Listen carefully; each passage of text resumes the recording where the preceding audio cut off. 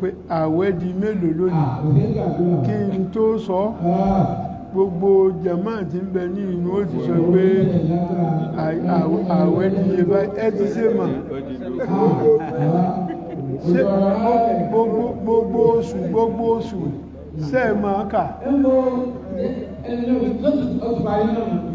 ìjọ kọ̀ọ̀kan tí ń bá ń gun erí oṣù láàmú sọ pé àwẹ̀ di mélòó kan àwẹ̀ di mélòó kan àwẹ̀ di mélòó kan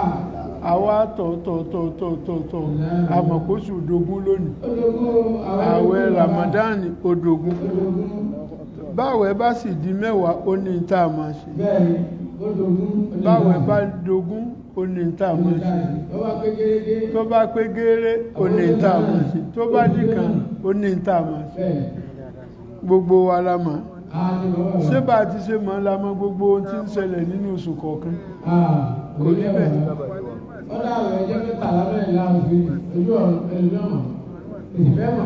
èyí táwa wá mọ̀ nù ẹ wá wo oṣù méjìlá gẹ́gẹ́ bọ́lọ́run ti ṣe sọ tọ́lọ́run sọ pé ń bẹ nínú ọdún kan ọlọ́run mọ̀ gbogbo ẹ̀ kì í wá ṣe kóṣù nìkan ló mọ̀ iye ọjọ́ tí ń bẹ nínú oṣù kọ̀ọ̀kan ó mọ̀ ìṣirò ọ̀sẹ̀ tí ń bẹ ń bẹ ó mọ̀ ọjọ́ tí ń bẹ ń bẹ ó mọ̀ káwá bira wa. يعلم ما مرت به الدور وهو بما تأتي به خبير. gbogbo ẹ̀ lọ́lọ́run mọ̀. tá a bá béèrè lọ́dọ̀ wa ọdún mélòó tá Ànábì kú ọdún tá Ànábì kú lásán la béèrè àwa tá a mọ̀ ń parẹ́ akéré mímọ̀ tá a sì mọ̀ kò tayọ kàlẹ́ndà la mọ̀ àti ẹ̀rọnú pé ń gbò wọ́n bí tá a fi wá mọ̀ pé ìjọba yìí ni àsìkò báyìí ni báyé ti rí nù ọlọ́run lọ́ba alámọ̀yípo ní àná à ń sọ̀rọ̀ nípa oòrùn àtòṣùpá tí wọ́n ń gorí ara wọn kọjá wọ́n ń gun orí ara wọn kọjá kìí ṣe pé wọ́n kúkú jókòó lórí ara wọn pẹ̀tẹ̀bọ̀ mo ṣàlàyé fún wa lánàá pé òǹkálukú ló ní ojú ọ̀nà tiẹ̀ òṣùpá ń rìn lójú ọ̀nà tiẹ̀ oòrùn náà ń rìn lójú ọ̀nà tiẹ̀ láàrin ọdún yìí máa yípo tó ṣe pé túláàsì àwọn méjèèjì ó pàdé irú lọ́dún yìí nísìn nínú 8 oṣù yìí bóyá ń jọ náà ní ọdún ó bọ̀ sí eclipse yóò ṣẹlẹ̀ àwọn méjèèjì wọn ó kọjá nínú oṣù April tí ń bọ̀ wáyé déètì rẹ̀ ó bẹ̀rẹ̀ láti April 8 láti máa fọkàn sí kóńkálukú ó wá kó stọ́dì rẹ̀ ẹ rí bí tí ń ṣẹlẹ̀ mo ṣàlàyé pé oòrùn àtòṣùpá òjà wọ́n máa kọjá ara wọn ni bó bá wu Ọlọ́run a ní kí oòrùn kó wà lókè kó bo ọ̀sán mọ́lẹ̀ àbí kó bo òru mọ́lẹ̀ bó bá wù ú a tún yí padà a ní kó rù kó bo ọ̀sán mọ́lẹ̀ básìkò ohun tó bá dé èyí tí í ṣe nú méjèèjì ẹ mà bóyá tóòrùn ní bóyá ti òṣùpá lédè iléèbó wọ́n tún sí eclipse of the sun or eclipse of the moon ọ̀kan nú méjèèjì yóò ṣe talẹ́ni tí í ṣe Ọlọ́run ni ibi tí a bá tàbí ìrèdè lánàá nù afá wàjíkòbí تولج الليل في النهار أعوذ بالله من الشيطان الرجيم بسم الله الرحمن الرحيم تولج الليل في النهار وتولج النهار في الليل وتخرج الحي من الميت وتخرج الميت من الحي وترزق من تشاء بغير حساب وترزق من تشاء بغير حساب تولج الليل في النهار ọlọ́run ọba a máa mú òru jáde látara ọ̀sán wàtúlíjù nàhárà fil-layli nígbà míì a sì tún mú ọ̀sán jáde látara òru watukhrijul hayya minal mayyiti watukhrijul mayyita minal hayyi bó ti wù ní sọlẹ̀ bó bá wù yóò mú àlàyé jáde lára òkú mo ṣàlàyé ẹ̀ fún wa lánàá bó sì wù amókù jáde lára وترزق من تشاء بغير حساب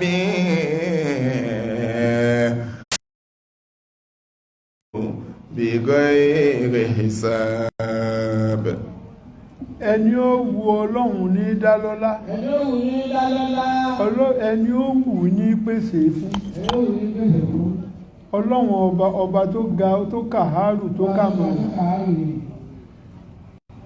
bó bá wù àtàyàn lọ́lẹ̀ oore tó pọ̀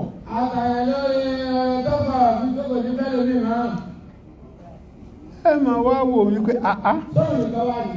sóhun nìkan ni sẹ́rù ẹni yìí ló yẹ kó ní ẹni tó ṣe pé bí máa ń sọ̀rọ̀ yóò máa játọ́ bí tí ń játọ́ àwọn tí wọ́n sì tó ẹ tí wọ́n lè máa sin bàbá rẹ̀ wọ́n sì máa bá ní kí ni mú wọn ṣe azìkí tọ́lọ̀ fi sọ́dọ̀ rẹ̀ wàálìmín àyàtí madhahibuhu wàjáhìlín talqahu marzuqa hadha alladhi taraka al-awhama ha'iratan وصير العالم النحر والزنديقا kí ló kàn bí ejò sàyà ẹranko ló bu ẹranko jẹ in tó wù ní ṣe làbìlàbì tó rí kankan ò sí lọ́wọ́ ẹnìkan bó ti wù ní sọlá jẹpẹ òpònú ẹni tí ó mọ̀ nǹkankan kódà afẹ́ lè sọ pé bóyá wèrè ń bẹ nínú àwọn ẹ̀dá ọlọ́run tó ṣe pé erí wọn ò pé lójú wa àmọ́ gbìngbìn ní kun owó جاهل تلقاه مرزوقا وجاهل تلقاه مرزوقا bó ti wù ní sọlá bó bá tún wá ṣe bẹ́ẹ̀ tán ẹni ó ṣe bẹ́ẹ̀ fún gan-an kò tiẹ̀ ní ṣèṣirò tó ṣe ibi tá a bá dé lánàá ẹ wá gbọ́ tuntun tòní ó lè mọ́gùn nítorí ààwẹ̀ dógún lónìí ìmúra wa wá ìmúra méjìlá mú wá báwẹ̀ bá dógún àmọ́ sọ Kùránì kalẹ̀ ká fi dúpẹ́ fún Ọlọ́run fún oore ńlá tó ṣe fún wa àwọn nǹkan lájọ́ bẹ̀rẹ̀ tọ́lọ́run ò ní owó dò ní àwọn kan ni wọ́n dábí ilẹ̀ àwọn dà àdúrà tá ń bá ń ṣe yóò máa jẹ́ ìrántí fún wọn pàápàá jùlọ òní ló dìjẹrin tí ọ̀kan nínú wa ẹni ńlá ní wàlíyè láàyè ọlọ́run ẹni ọlọ́run gbà fún tóun náà sì gbà fọlọ́run tó mọ̀ wípé ọlọ́run ní í ṣe gbogbo ọlọ́run ní kó síwọ́ ọṣẹ́ àsìkò rẹ̀ tó ó lọ a ṣe odidi kòránì kan fún níjò ní ọlọ́run mọ́yọ̀ òun náà lẹ́nu ìta ṣe lónìí àyà mélòó tá a bá ké náà ẹ má jẹ́ kí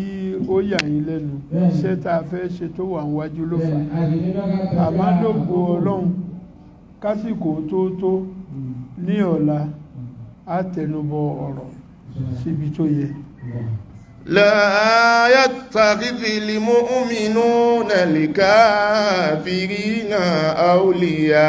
أولياء من دون المؤمنين ومن يفعل ذلك فليس من الله في شيء إلا أن تتقوا منهم تقى ويحذركم الله نفسه وإلى الله المصير.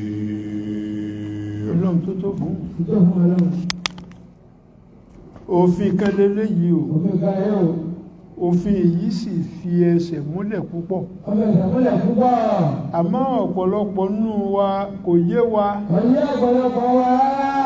ọlọ́run ń ṣèkìlọ̀ fún wa ní kìlọ̀ tó gbọ̀ngbọ̀n ó ní la tattakhidhu mu'minina al-kafirina awliya'a لا يتخذ المؤمنون الكافرين أولياء من دون المؤمنين. gbogbo wa la jókòó síbí à ń ṣiṣẹ́ à ń bá àwọn ẹlẹ́sìn míì à ń bá wọn dòwò pọ̀ ní iṣẹ́ àbí à ń tiẹ̀ ń ṣiṣẹ́ lábẹ́ wọn ẹgbọ́n tí ọlọ́run sọ fún yín ó ní ẹ má ṣe mú aláìmọ̀kan gèfèrí ẹ̀yin mùmíní ẹ̀yin tẹ́ ẹ gba ọlọ́run ọba gbọ́ nítòdodo ẹ má mú àwọn gèfèrí lọ́rẹ̀ẹ́ tí kì í bá ṣe mùmíní ẹgbẹ́ yìí.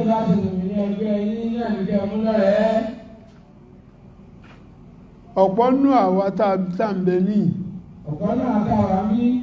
ìmúyàn lọ́rẹ̀ẹ́ ó pọ̀ púpọ̀ ìtọ́lọ́hun ń sọ láàrin yìí ọ̀rẹ́ tó mú mọ́ mú gèfèrí ní ọ̀rẹ́ mọ̀lẹ̀ má tú àṣírí rẹ̀ lé lọ́wọ́ eréfẹ́ ọ̀rẹ́ gbẹ́ngbádùn náà ni kò ṣe pẹ̀lú wọn. ومن يفعل ذلك فليس من الله في شيء ومن يفعل ذلك فليس من الله في شيء. ọlọ́run má jà pòfo ọlọ́run má jà ròfo ọlọ́run má jà gúnlẹ̀ sébùtì òfo ẹgbọ́n tọ́lọ́run wí ní ó ní wà má yaf'al dhalika gbogbo ẹni yòówù tó bá ṣe pé ó ṣe eléyìí ń túmọ̀ sí pé gbogbo ẹni yòówù tó bá mú gèfèrí lọ́rẹ̀ẹ́ falaysa minallahi fi shay'in kó gbàgbé ara rẹ̀ kò ní nǹkan kan lọ́dọ̀ Ọlọ́run gbogbo ohun tó fọkàn sí pé ó pẹ̀sán rẹ̀ lọ́dọ̀ Ọlọ́run gbogbo ẹ̀ ó ti dànù ó wà nù àwọn wákàdímúná ìlàmà àmìlú min amalin faja'alnahu aba'an mansura waqadimna ila ma amilu min amalin waja'alnahu haba'an mansura. àmọ́ condition tún wọ̀ ẹ̀rí ilá tí ń bẹ̀ẹ̀bẹ̀ ni ó nítumọ̀ pàtàkì illa an tattaqu minhum tuqatan illa an tattaqu minhum tuqatan. àyàfi ẹgbọ́ condition tó lọ ń fi sí àyàfi tí à ń bá ń bẹ̀rù ewu tí ń bẹ nínú wípé bàbá súnmọ́ tàbá súnmọ́ bó ti ṣe tọ́ bó ti yẹ ó léwu yóò sì wá ṣe wá ní jàmbá Ọlọ́run yọ̀ọ̀dá pé ká súnmọ́ àmọ́ tòun tí bá ti súnmọ́ náà a gbọ́dọ̀ gbàgbé ara wa wípé àwa ara wa làwa ara wa. wa yuhadhdhirukumullahu nafsahu wa ilallahil masir. wa yuhadhdhirukumullahu nafsahu Ọlọ́run ọba fúnra rẹ̀ ń kìlọ̀ fún yín kọ́lọ́run ó máa sọ ẹwà o ẹ máa tẹ́ ń ṣe o gbogbo nǹkan yóò tẹ́ ẹ bá fẹ́ ṣe ẹ ronú sí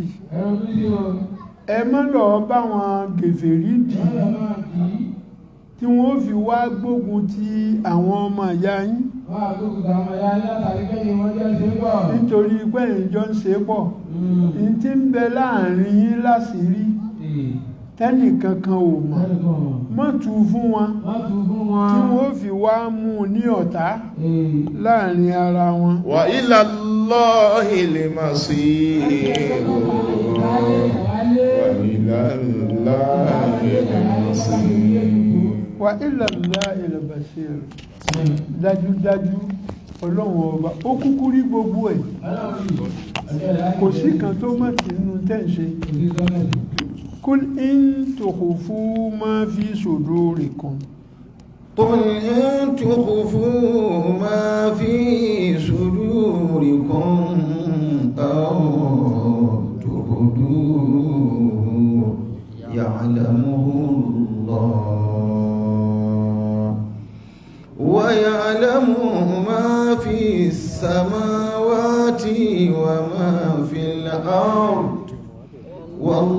والله على كل شيء قدير. tó fún Ọlọ́run kúl sọ báyìí wípé ìtòkò fún máa fi sudurikum in ti ń bẹ nínú ìgbà àyà yín tẹ́ ẹ bá fi pamọ́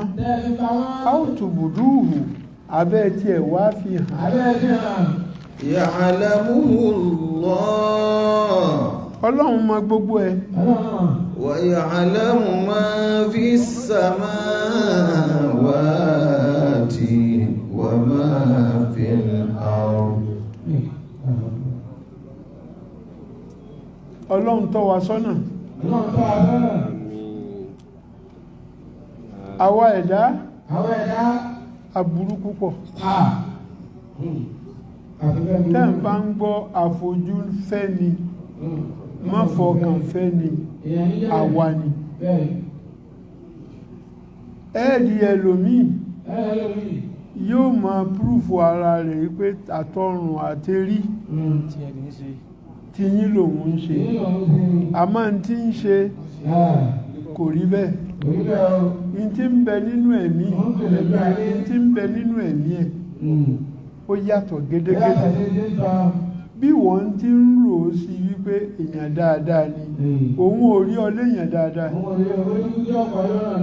ìtumọ̀ wípé tó o bá fi ti ń bẹ nínú ọkàn rẹ pamọ́ ọlọ́run mọ̀ àbó tiẹ̀ wá gbé jáde ṣé ẹ mọ̀ wípé àwọn míì wọ́n bá ọ̀rọ̀ ara wọn débi ọ̀rọ̀ odò láyé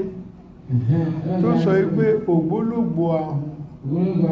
òun ní sẹnu rẹ̀ dìbọn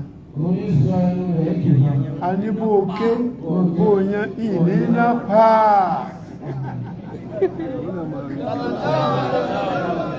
eléyìí ń túmọ̀ sí wípé ó gbónú gbóyà kí ni ó ṣe tí ń bá fi hàn pé ṣe tí ẹ̀ kí ló fẹ́ ṣe ẹgbẹ̀rún dáúdà kí ló dá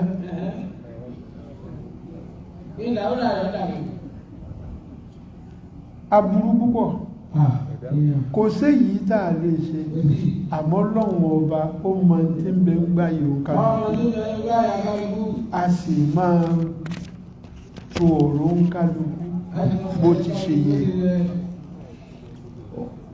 ọlọ́run mọ gbogbo wa ya'lamu ma fi samawati wa ma fil ard. ọlọ́run ọba tó tó fún ọ láàrẹ o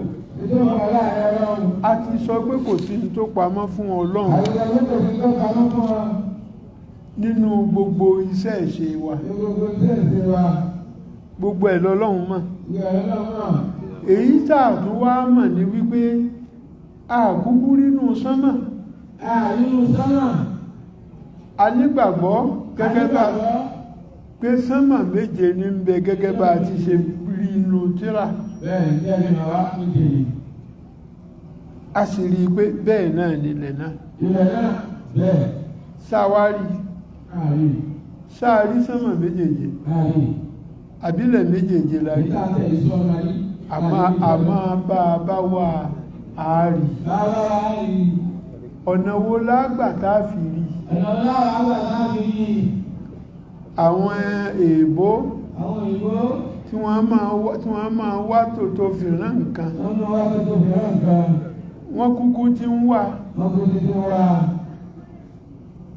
ibi wíwá tí wọ́n ń wà ní mú wọn lọ ní òṣùpá ibi wọ́n ti ń wà wọ́n fi ń wà nǹkan míì káàkiri nílẹ̀ wa ila Allahil masir kò síbi kankan dátọ́ jẹ́ wallahu ala kulli shay'in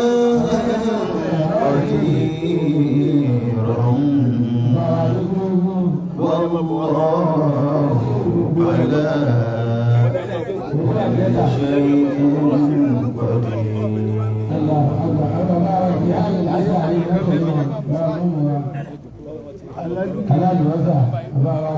قل إن تخفوا ما في صدوركم أو تبدوه يعلمه الله ويعلم ما في السماوات وما في الأرض والله على كل شيء قدير ويعلم ما في السماوات وما في الأرض ọlọ́run ọba máa ń tí ń ṣẹlẹ̀ nínú sánmà bẹ́ẹ̀ ló máa ń tí ń ṣẹlẹ̀ nínú ilẹ̀ wallahu ala kulli shay'in qadir ọlọ́run ni alágbára lérí gbogbo Allahu akbar. tí àyà yìí ń túmọ̀ sí fún wa láàrin òun ni wípé gbogbo wa bá ti ṣe wà kò sẹ́ni tó lè sọ pé báyìí lọ́lọ́run ti ń ṣiṣẹ́ àmọ́ ń ṣiṣẹ́ ní sánmà iṣẹ́ wo ni ń ṣe àwo ò mọ̀ báwo ni ti ń ṣe àmọ́ ọlọ́run ń ṣe nílẹ̀ iṣẹ́ wo ni ń ṣe nínú àmọ́ àwọn tá a fún nínà ìmọ̀ ìjìnlẹ̀ àwọn là ń pè ní scientist wọ́n ní àwọn ẹ̀túntún tí wọ́n ń tọ̀ tí wọ́n fi ń wádìí ọlọ́run tó fi ran iṣẹ́ ọlọ́run ó wu ọlọ́run ló fún wọn o ló fi rí bẹ́ẹ̀ èyí yìí yóò fi yé wa wípé ọlọ́run ọba alámọ̀yípo ni ó sì lágbára lérí gbogbo mo ṣàlàyé fún yín nígbàtí a bẹ̀rẹ̀ tafsir oníláwẹ̀ dógún nínú ìṣe wa bí ìṣẹ́jú mẹ́tàlá tó kù wọ́n ń pín Qur'an gbogbo ẹni tí Qur'an bá wà lọ́wọ́ ẹ̀ àfi ọlọ́run ọba bẹ̀yìn àfi ànábì bẹ̀yìn ẹ dákun ẹ má mú lọlé owó kan tí ń bẹ lọ́wọ́ yín nì kò bí àbùkátà rẹ bí kì í bá ṣe pé kó tún kàn kún nítorí ló bá gbé sọ́dọ̀ ìwọ sọ pé n tó gbé sọ́dọ̀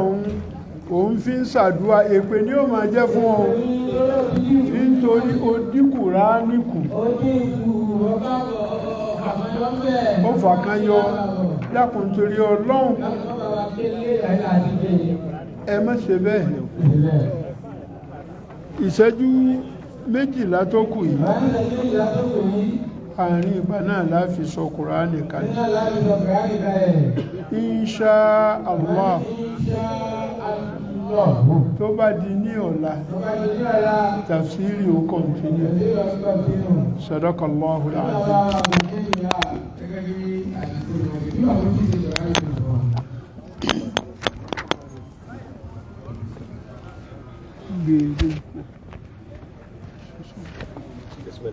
السلام عليكم ورحمة الله. أعوذ بالله من الشيطان الرجيم. بسم الله الرحمن الرحيم. الحمد لله رب العالمين الرحمن الرحيم مالك يوم الدين إياك نعبد وإياك نستعين اهدنا صراط المستقيم صراط الذين أنعمت عليهم غير المغضوب عليهم ولا الضالين.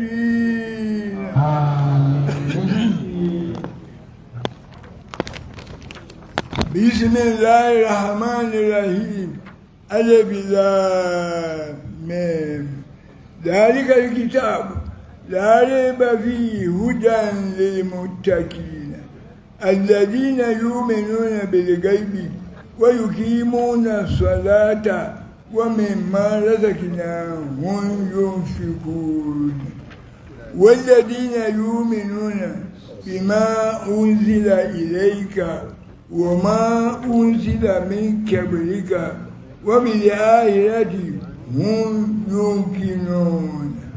أولئك على هدى من ربهم وأولئك هم المفلحون. بسم الله.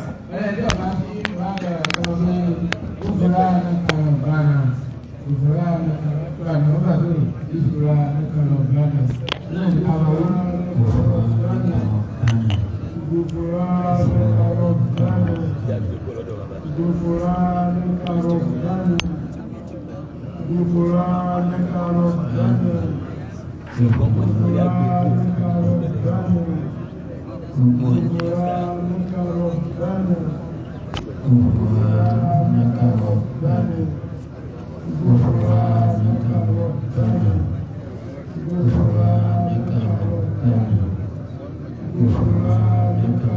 ربنا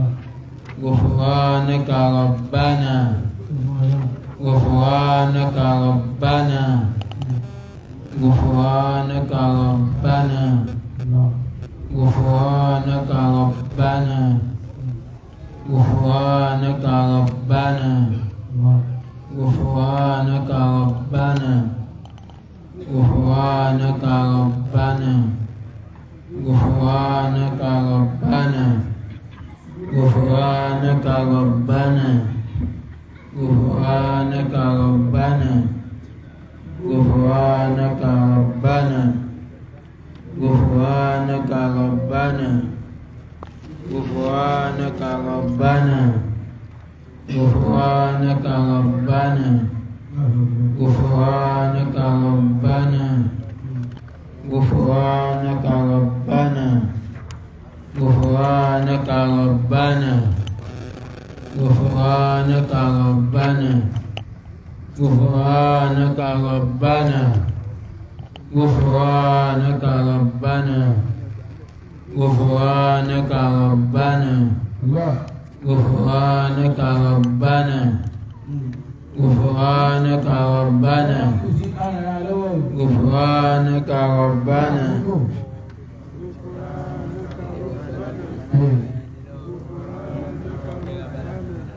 غفرانك ربنا غفرانك ربنا غفرانك ربنا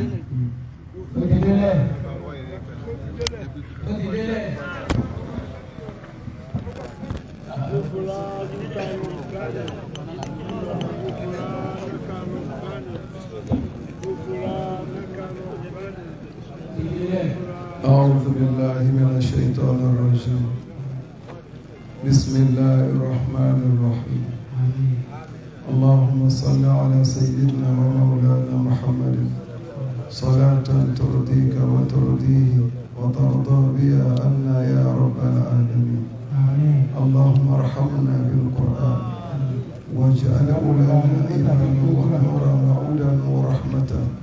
اللهم ذكرنا منه ما نسينا وعلمنا منه ما جهلنا وارزقنا تلاوته آناء الليل وأطراف النهار واجعله لنا حجة يا رب العالمين.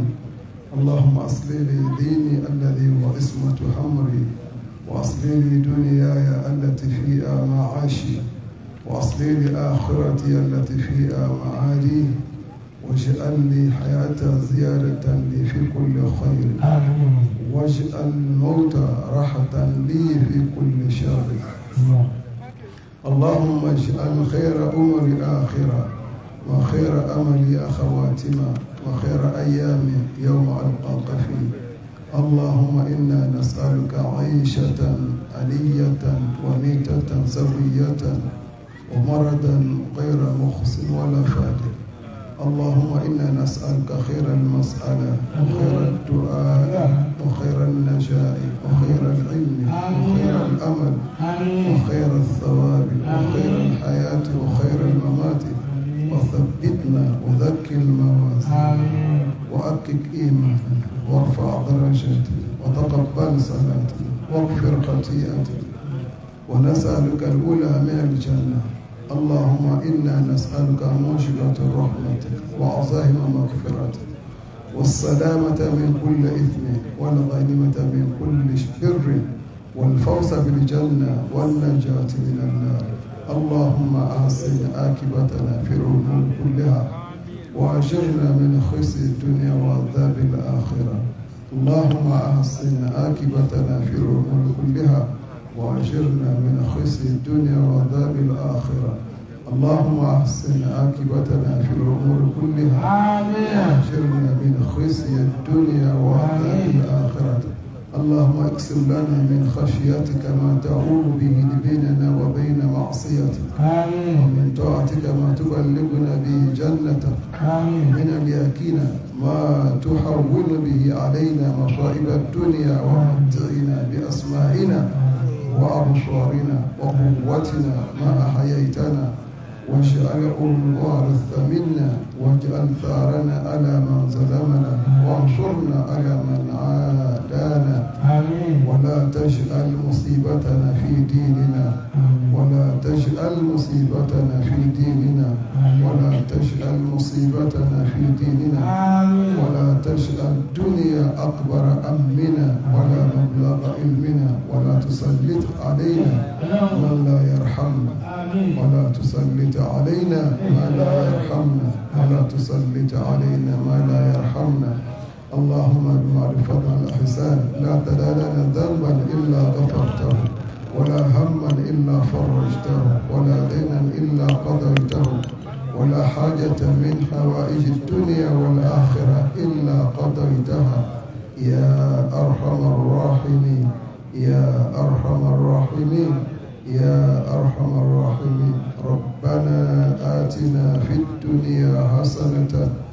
وفي الآخرة حسنة وقنا عذاب النار ربنا آتنا في الدنيا حسنة وفي الآخرة حسنة وقنا عذاب النار ربنا آتنا في الدنيا حسنة وفي الآخرة حسنة وقنا عذاب النار وصلى الله على نبينا محمد وعلى آله وأصحابه الأخيار وسلم تسليما كثيرا الفاتحة. بسم الله الرحمن الرحيم. الحمد لله رب العالمين الرحمن الرحيم مالك يوم الدين إياك نعبد وإياك نستعين اهدنا الصراط المستقيم صراط الذين أنعمت عليهم غير المغضوب عليهم ولا الضالين آمين آمين. àwa jẹ̀mọ́ أنا جماعة ẹ̀mí ti ìgbékájì أنا كمان تيجي mo ní àwọn ọ̀rọ̀ kan tí mo fẹ́ sọ fún yín. ولا أنا أول كذا أنا سمعها èyí bí òun pé أنا ṣe ما àti ìpòtó أنا ما كانوا يقولوا كذا يقولوا ẹ sọ fún àwọn tí wọn ò wá أنا سمعها في مبا ní tí ń jẹ́ ògidì ìtàn tó jòdodo wọ́n ní tí yóò gidi ìtàn tọ́jọ́ òdodo ibẹ̀ la fẹ́ bọ́ sí. bẹ̀rẹ̀ lábẹ́ bọ́ sí ta ni yàyà báyìí yàyà báwo la ṣe bí báyìí láti tí àwọn yàyà lórí yàyà là sọ̀rọ̀ kí ló ṣokùnfà bíbí ẹ̀ tí ó lọ sí wa bíbí ẹ̀ sẹ́ẹ̀mọ́ sẹ́wọ̀n bàbá mẹ́rin náà wá sẹ́ẹ̀mọ́ àmọ́ kí ló kọ ìyá tó bí Mariam kí ló kọ ìyá tó bí lọ́dà kí ni tó ṣe kó tó bí Mariam kí ni tó ṣẹlẹ̀ kí tó bí lọ́dà báwo ni wọ́n ti ṣe sọ Mariam ló kọ kí ló ṣẹlẹ̀ sí Mariam àṣírí lẹ fẹ́ gbọ́ kìí sì ṣe pé ẹnu ẹ̀yin tẹ wà ní ìlú tọ́ sí ẹ invite àwọn èèyàn kún ó wá kí jẹ̀mú òkú ìntí ń jẹ́ òdodo ọ̀rọ̀ ìntí ń jẹ́ Islam gbogbo ayé ni ó mọ̀ tó bá ṣe pé láàrin àwa péréte yìí náà ni tí ò kárí kò ní rí jìnnà tó a sì fẹ́ kí ó rí jìnnà kí ni awọ̀lúmọ̀tẹ́ yìí afẹ́fẹ́ ayé ń gbé gbogbo ń tàn wí káàkiri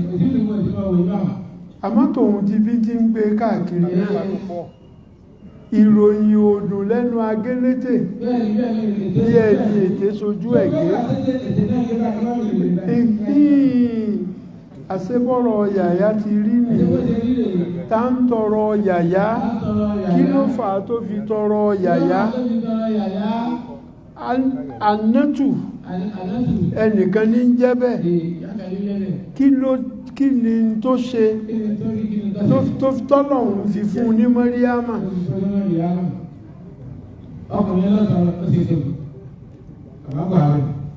báwo ni Jésù ti ṣe wáyé tá ń bí ọ̀nà wo lágbà bí Kùránì la gbogbo ẹ̀yẹ wa ẹ má jẹ́ kí wọ́n fi ìtànjẹ bò wá lójú òun kálukú ní ó gbọ́ àlàyé dáadáa bí gbogbo ẹ̀ ti ṣe wá Ọlọ́run èsàbò sí o ẹ dákun bá a ti ṣe farabalẹ̀ inú mi máa dùn lónìí Ọlọ́run mọ́sá dùn wá nínú báyìí lágbára Ọlọ́run lọ́la nítorí erigun bẹ̀ la fẹ́ bọ́ sí tá a bá sì bọ́ sí erigun bẹ̀ òun kálukú ní àṣebélé yìí ti rí nìyí bélé yìí ti rí nìyí kò sí ń tá béèrè tí ò ní ṣe ìgbàgbọ́ wa ló lẹ nígbàgbọ́ bá sì ti lágbára lọ́kàn wa á ṣoríire àlùbáríkà olóṣè ọlọ́run àwọn àáfàá wa waziri mùmínì nílẹ̀ Yorùbá ní gbogbo ilẹ̀ Yorùbá kódà kì í ṣe ilẹ̀ Yorùbá nìkan gbogbo ayé ni nítorí tí wọ́n bá bẹ̀rẹ̀ ọ̀rọ̀ sọ a mọ̀ wípé ìmọ̀jókòó bẹ́ẹ̀ ara àwọn èso àwọn bàbá ni a sì dúpẹ́ wọ́n tó yangàn wọ́n tó fọkàn tán wọ́n ní àwọn ọ̀rọ̀ tí wọ́n fẹ́ sọ fún wa a gbọ́ ẹ dákun ẹ bá wa ṣe àdúrà ẹ sì kó wa ní àdúrà àti pé èmi náà fẹ́ rọ́mọ mi.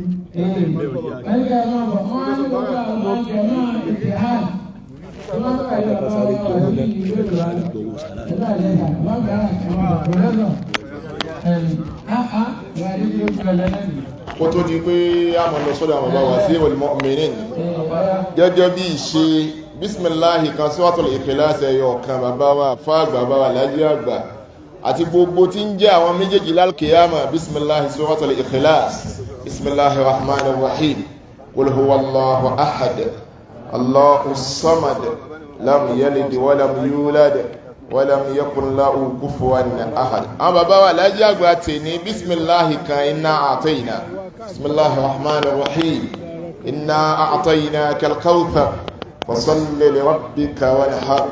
inna shani'aka huwal abtar. Gẹ́gẹ́ bí iṣẹ́ àwọn bàbá wa lájí àgbà lójoojúmọ́ 2000 tó nínà ti débẹ̀. Àwọn bàbá wa Musaiduddin 1000 naira, bàbá wa Raisul Muallimin 200 naira, àwọn bàbá wa Kéèmíyà 500 naira, bàbá wa Débísí mọ́sálà ìṣẹ́sàrà lónìí akí al-Qur'an jannihu du'aakum bis-sadaqati kàn yẹ má dùn ààrẹ pẹ̀lú sàárà.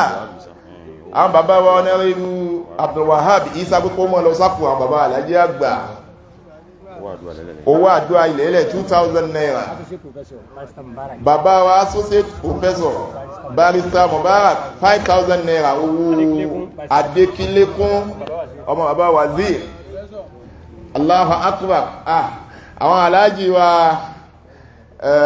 Al-Ansar 500 naira. Allahu akbar. Àwọn bàbá wa alálùbọ́sà, àwọn bàbá wa Kẹrìíjù Al-Azhar, gbogbo wọn ní aláàjì wa ọlọ́jẹ́ àwọn náà débẹ̀, aláàjì wa Zulu,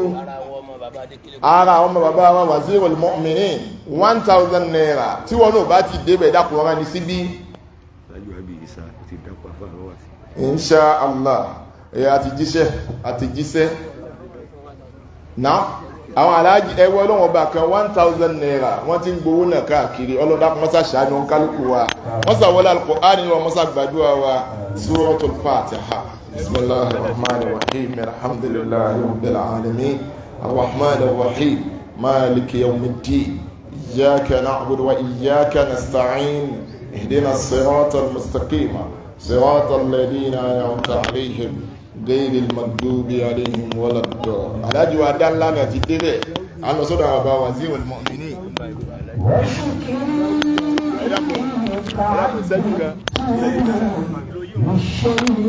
Àwọn bàbá ní a sọ fún wa pé lọ́la lágbo 10 níwájú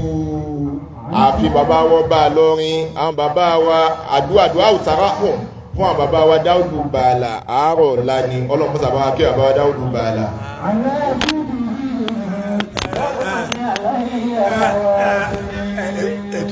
Ètò tí mo bá ń bì kò yí padà ní bí bàbá ti máa ṣe afẹ́ dìde nù, kò ní jọ máa dá wa lágara. Káwé tó dé láti mọ́jọ́ àwọn tá a jáde ní ilé kéwúbì lẹ́jọ́ ìjọ wọ́n wá láwọn pàdé mi ní headquarters Islam, wọ́n pàdé mi ń bẹ Ẹdẹ lèmi ti wá báyìí. Mo ti tafsiri gbogbo Ẹdẹ lónìí, àárọ̀ láago 10 sí 12 ni wọ́n tún lọ sí wọ́n tún ti tafsiri adájọ́ ọjọ́ sì pé mubaraku ni alibarika tó gbà kú ló tún wá gbà sí ìsúmúra iwájú bàbá ló ti ṣe wòlímà ó sì dọ́ka bàbá sọ àwọn bàbá ní ìbò láyé fẹ́ ká máa gbọ́ dé ó láwọn dààmú sátidé sunday àbí kíní kan bàbá ní gbogbo yín ẹgbà ó láwọn ní Allah bàbá ní ṣùgbọ́n barakallahu fikum ó lóun wá sí báyìí Allahu àmín alibarika náà ló ń gbé kí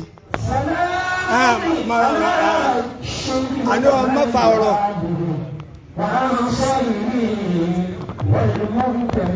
ó kéré o ọmọ tó ń ṣe wòlímọ̀ tí wọ́n sọ fẹ́mi pé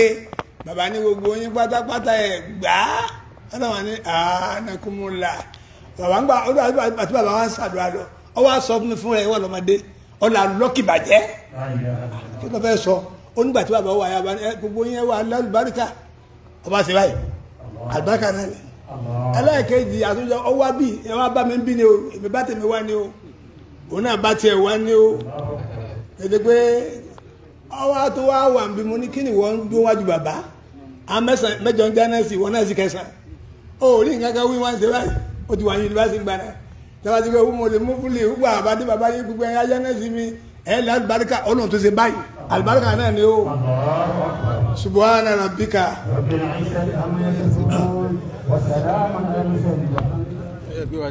afakumullah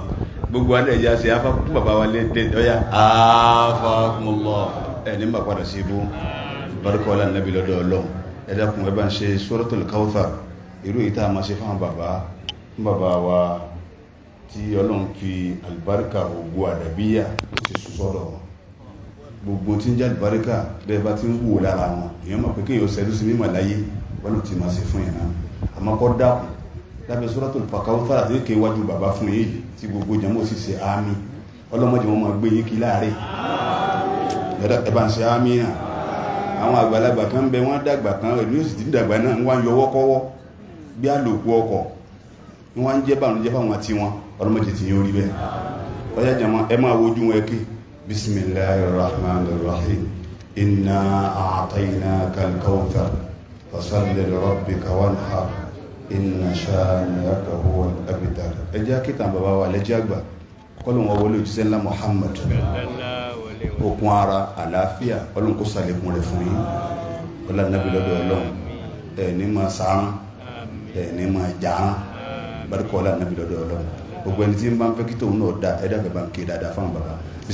bismillahirrahmanirrahim inna a'tainakal kawthar fasalli li rabbika wanhar inna shani'aka huwal abtar gbogbo àwọn àgbàlagbà tápà máa dá akọ tọ́lọ̀ mọ iye wọn tí bàbá wa Dáúdù bàlá náà sì tún lọ kún wọn ẹjá sí Suratul Ikhlas ní iye wáyé kọ́lọ̀ ọ̀tún ìkẹ́ ọ̀tún àánú ọlọ́run bá rọ lójò fún wọn kọ́ kẹ́ wọn papọ̀ mọ́ àwọn òjíṣẹ́ ọlọ́run kọ́ kẹ́ wọn papọ̀ mọ́ ànábì Muhammad qul huwallahu bismillahirrahmanirrahim qul huwallahu ahad Allahu samad lam yalid wa lam yulad wa lam yakul lahu kufuwan ahad mẹ́ta láṣẹ nísìnyí káwa tó ṣe Fatiha àwa dìde Allahumma innaka afuwwun tuhibbul afwa fa'fu anni Allahumma innaka afuwwun tuhibbul afwa fa'fu anni Allahumma innaka afuwwun tuhibbul afwa fa'fu anni wala suratul Fatiha ta ke mẹ́wàá tó kù tí Ànábì ròyìn rẹ̀ yìí gbogbo tí ń jórí rẹ̀ ọlọ́njà sí ń bẹ̀ gbogbo tí ń jáde bárẹ́kọ́ ọlọ́njà bá pàdé ń bẹ̀ àyè yìí má yóò dòtú mẹ́jọ dáyé ẹ̀ kálíbáríkà rẹ̀ ọmọ pọ̀ sí kọ́ wá sí bẹ́ẹ̀ fẹ́ ní kọ̀ọ̀kan wa al-Fatiha bismillahirrahmanirrahim alhamdulillahi rabbil alamin arrahmanirrahim maliki yawmiddin iyyaka na'budu wa iyyaka nasta'in ihdinas siratal mustaqim siratal ladina an'amta alayhim ghayril maghdubi alayhim waladdallin آمين ربنا آتنا من لدنك رحمة وهيئ لنا من أمرنا رشدا ربنا آتنا في الدنيا